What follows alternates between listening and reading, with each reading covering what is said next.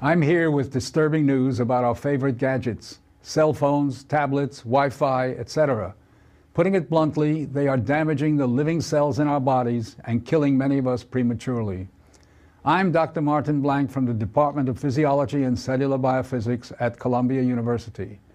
It is distressing for me and more than 160 colleagues who today are petitioning the United Nations requesting that they address this problem. We are scientists and engineers, and I am here to tell you we have created something that is harming us, and it is getting out of control. Before Edison's light bulb, there was very little electromagnetic radiation in our environment. The levels today are very many times higher than natural background levels and are growing rapidly because of all the new devices that emit this radiation. An example that a lot of us have in our pockets right now is the cell phone. One study shows that as cell phone usage has spread widely, the incidence of fatal brain cancer in younger people has more than tripled. We are putting cellular antennas on residential buildings and on top of hospitals where people are trying to get well. Wireless utility meters and cell towers are blanketing our neighborhoods with radiation. It's particularly frightening that radiation from our telecommunication and power line technology is damaging the DNA in our cells. It is clear to many biologists that this can account for the rising cancer rates. Future generations, our children, are at risk.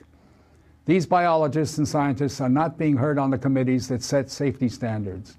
The biological facts are being ignored, and as a result, the safety limits are much too high.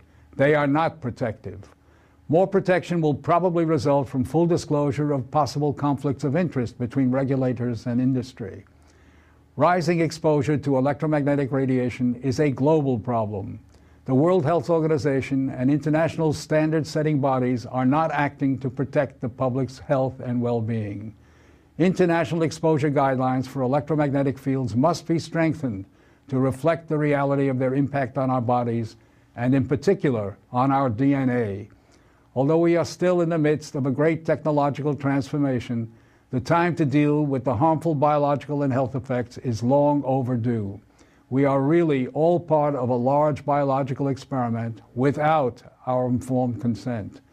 To protect our children, ourselves, and our ecosystem, we must reduce exposure by establishing more protective guidelines.